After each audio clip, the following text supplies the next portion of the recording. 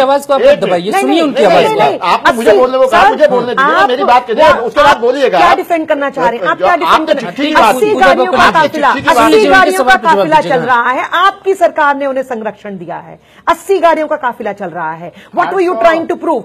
आप, मुझे तो ये लगता है आप उन्हें भगाने के चक्कर में थे कि कहीं नीचे दाएं बाएं से उनको लेके चले जाएं। आज मैं एक ड्राइवर के साथ आई हूं, वो ड्राइवर साहब यही बोल रहे थे कि पूरा प्रोग्राम था उन्हें वहां से निकाल देने का, और जिस तरह से मालिया जी को बाहर भेजा गया, शायद आज राम रहीम भी बाहर। अब मुझे लग रहा है कि कांग्रेस शर्म आनी चाहिए सारी पार्टियों को। कांग्रेस की नहीं, मैं बीजेपी सपोर्टर हूँ, मैं बीजेपी सपोर्टर हूँ सर, मैं बीजेपी, मैं समाज सेविका हूँ, मैं किसी पार्टी की सपोर्टर नहीं हूँ। बात कर रहे हैं आप, विषय के ऊपर बात कर रहे हैं, मैं चिट्ठी की बात कर रही हूँ।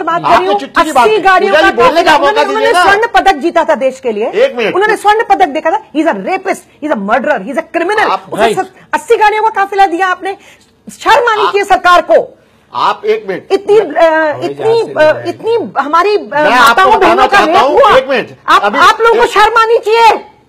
पूजा जी क्या कर रहे हैं महिलाओं के साथ, सुन लीजिए, बच्चियों के साथ, और उसमें राजनीति करते हैं? शर्म आनी चाहिए आप लोगों को। सुन लीजिए, आप सुन लीजिए। मैं सो नहीं सकती हूँ रात को ये सोच के कि मेरी भी बेटियां हैं। क्या कर रहे हैं आप लोग? आप सुन लीजिए, देश को आपने राजनीति का माहौल, इसी समय हर चीज में राजनीति है आप लोगों की, सजा हुई है, तो इसी समय हुई है। हर बार वोटर आघात होता है, हर बार आप वोटर से भिखारियों जैसे भीख मांग के वोट मांगने जाते हैं, और करते क्या है, हमारी बेटियों का रेप करवाते हैं। आज भी वहां आश्रम में कितनी लड़कियां होंगी, कुछ पता है आपको? कितनी लड़कियां वहां आश्रम में होंगी? उन्हें छुड़वाइए। शर्म आनी चाहिए आप लोगों को।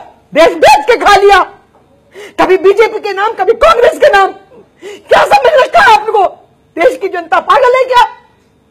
बेटियों के साथ होता है, मेरी बेटी के साथ होगा, आपकी बेटी के साथ होगा, हो सकता है हमारी किसी रिश्तेदार की बेटी वहां अंदर आश्रम में हो, और ऐसे बाबा को 100% टैक्स एग्जम्पशन मिलता है कि तू अपना महल बना और लड़कियों के साथ बलात्कार कर, बच्चों के साथ कर। ये देश है हमारा, क्या है हमारा देश? हर नीति पे हम लोग राजनीति करते हैं, मिनिस्टर बना देते हैं हम ऐसी औरतों को जिन्हें कोई दिन सरोकार नहीं है बच्चियों से। स्वर्ण पदक देते हैं हम उन लोगों को, हम उनको मेडल्स देते हैं जो कुछ नहीं कर रहे, सिर्फ राजनीति कर रहे हैं। शर्म आनी चाहिए आप लोगों को।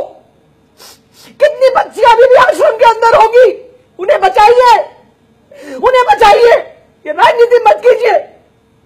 हजारों बच्चियां अभी भी अंदर होंगी, आप लोगों को शर्म नहीं आती है? हर बार वोटर आपके लिए लाइन में खड़े होकर वोट देता है। मैं भी बीजेपी को सपोर्ट करती हूं, लेकिन सपोर्ट ऐसा नहीं है कि हम अन्याय देख के चुप रहे। जवाब दीजिए।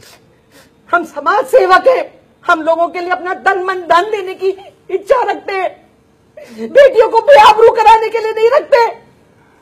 सोचिए वो लड़की कितनी वो बेचारी असमर्थ रही होगी, उसके माँ बाप ने उसमें विश्वास नहीं किया।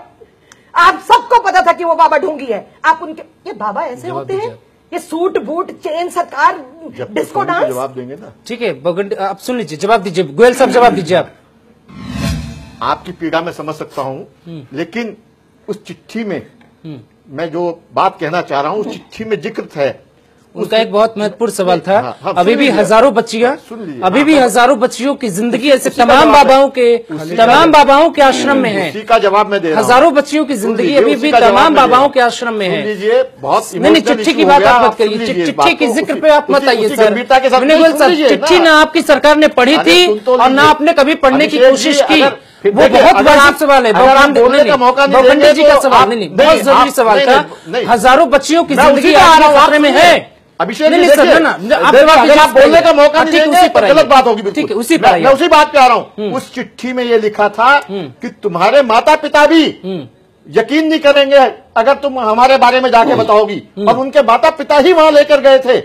उन माता पिताओं को भी अपने बारे में सोचना चाहिए। जो आपने कहा है, राघव जी ने कहा है कि हमें भी विचार करना चाहिए कि कौन ले जा रहा है वहां पे, कौन उन लोगों को गुमराह कर रहा है। अपने आत्मा का भी सोचना चाहिए। और जो उस चिट्ठी में साफ लिखा गया है कि उन्होंने कहा था कि तुम्हारे माता पिता भी अगर ये कहोगे वो हमारे अंधभक्त हैं, वो यकीन नहीं करेंगे। पुलिस कहा था, पॉलिटिकल पार्टीज कहा था कि सब आके मेरे पांव छूते हैं, कोई यकीन। ऐसे गुंडों को एक नहीं, दो नहीं, तीन नहीं, हजारों हैं हिंदुस्तान के अंदर जिनको पॉलिटिकल पार्टीज का संरक्षण है, मानिए। और अगर आप कुछ करना चाहते हैं बच्चियों के लिए तो सबसे पहले इन ढोंगी बाबाओं को इनके आश्रमों के अंदर घुस के इन पे छापे मारिए। देखिए, लेकिन आप लोग नहीं मारेंगे क्योंकि आपका वोट बैंक है, ये आपका वोट बैंक है, मानिए इस बात को। हर पॉलिटिकल पार्टी का वोट बैंक है। Please understand this, that every political party needs गुंडाज like Ram, that Gurmeet, every political party needs him. आप वोटर्स को नाराज नहीं करेंगे, आप एक बच्ची की आबरू छिन्न भिन्न होने में आपको कोई फर्क नहीं पड़ता। भगवान से डरिए, कल आपकी बेटी ना हो, कल आपकी बेटी भी हो सकती है। उस आश्रम में अभी भी बहुत सारी लड़कियां होंगी, ढूंढिए उनको, बचाइए उन बच्चियों को। ये पॉलिटिक्स बाद में कीजिएगा। आप बीजेपी, कांग्रेस, जितनी पॉलिटिकल पार्टीज है सब संरक्षण देती है। मानिए इस बात को, आज चर्चा का विषय यह होना चाहिए कि हम लोग इनको संरक्षण नहीं देंगे। सीखिए अपनी गलतियों से। रामपाल बाबा के यहां यही हुआ, राम रहीम के यहां यही हुआ, आशा राम के यहां यही हुआ। आप हाथ रख के दिल पे बोलिए, क्या आप लोगों का संरक्षण नहीं था इन बाबाओं को? इनको टैक्स फ्री मिलता है। किस बात के लिए टैक्स फ्री मिलता है? आश्रम में पूरे 100 गाड़ियों का काफिला है, एक गरीब आदमी एक बोतल खून के लिए मर जाता है। जो आपका वोटर होता है, जो वोटर होता है, जो लाइन में लग के आपके लिए वोट करता है, वो एक बोतल खून के लिए मर जाता है। और इन बाबाओं के लिए शॉपिंग मॉल बना रहे हैं। आप लोग आंख बंद करके रहते हैं। Why they do not come under the ambit of taxation? इनको टैक्सेशन नहीं है, इनको खुली छूट है कि आप मचाइए दंगल, बट वोट देते रहिएगा हमारी पार्टी। ठीक है पूजा बहुखंडी जी, पीड़ा आपकी समझी जा सकती है, आप इस देश के लिए